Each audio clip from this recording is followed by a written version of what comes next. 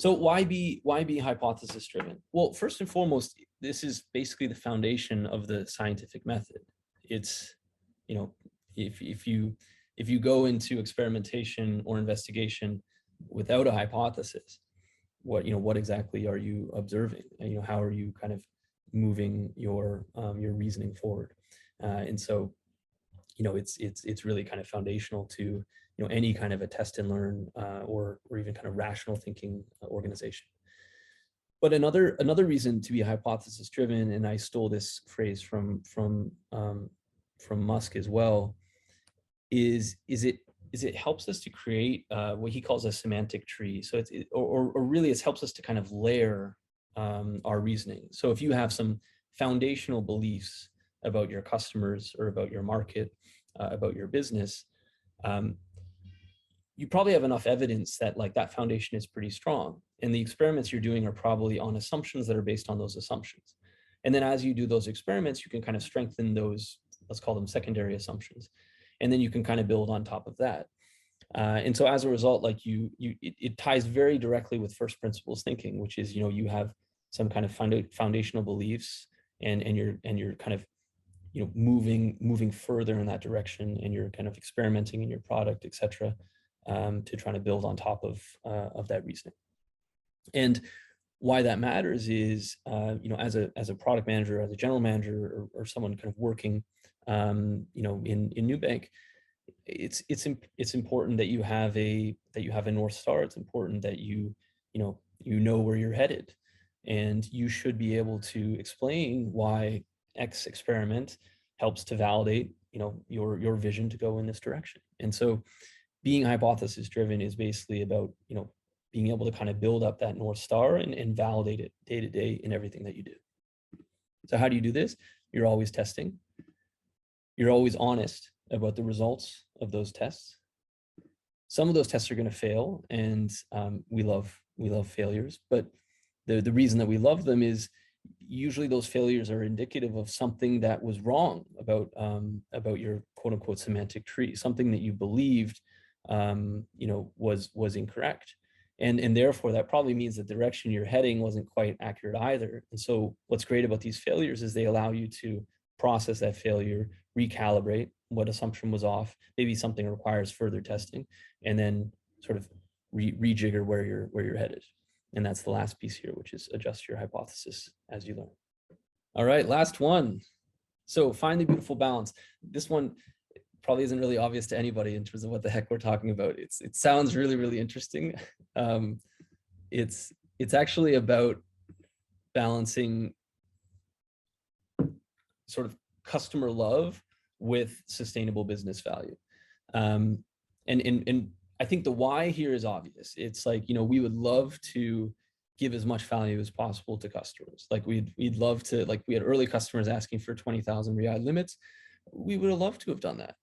It's just the company wouldn't have lasted past 2014. So it's, and it's not that, often business value and customer value get shown as in opposition. That's not true either. But I think the key thing is, how do you make choices such that you're being fundamentally different, but you're also doing it in a sustainable way? So being able to offer those fundamentally different products, through business cycles, to get to profitability through an IPO, et cetera. It's like the business reality is the reality. And so how do you do that sustainably? And this is important enough that it's one of these 5 principles. And how you do this, first and foremost, deeply understand the P&L of your product. I think one of the real challenges of being a fintech, especially kind of a fintech with a very heavy credit component, is a lot of our products are really complex. I don't know if any of you guys have ever sat through a credit committee, but it is complicated. And so, understanding the P&L, understanding the levers that you have when you're making product decisions it's not just, critical in making sort of quote unquote safe decisions, but it's all the degrees of freedom that you have to play with in crafting a really compelling product. And so understanding the product P&L and your strengths and vulnerabilities is one. And then 2 and 3 are all about making smart decisions. And making smart decisions, I think, really boils down to primarily two things. One is understanding the incremental impact of those decisions. So like literally how the various, numbers in your P&L go up and down based on what will likely happen with the decision. That's effectively incremental impact.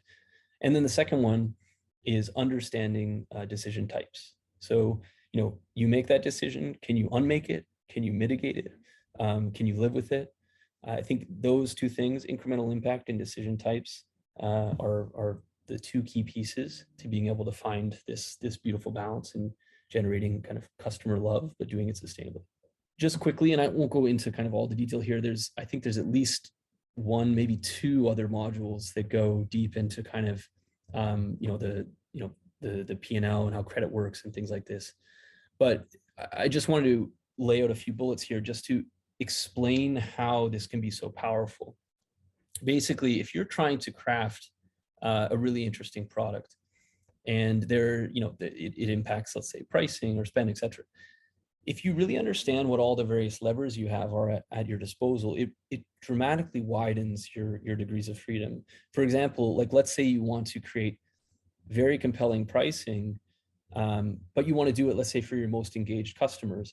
If you really understand the impact that will have on how they refer their friends or how they might use other products more, that will actually give you more room to play with, because referral benefits in terms of lower customer acquisition for other customers, or cross-sell is additional value that these customers are providing, which gives you some more flex in terms of how you can craft your product. So understanding these levers helps you make smart and sustainable decisions.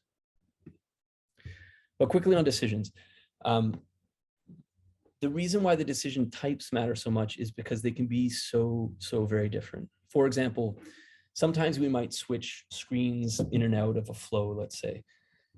Usually those are symmetric decisions, meaning that conversion might go up a point or down a point, based on kind of whether we sort of overestimate or underestimate the value of a screen, for example.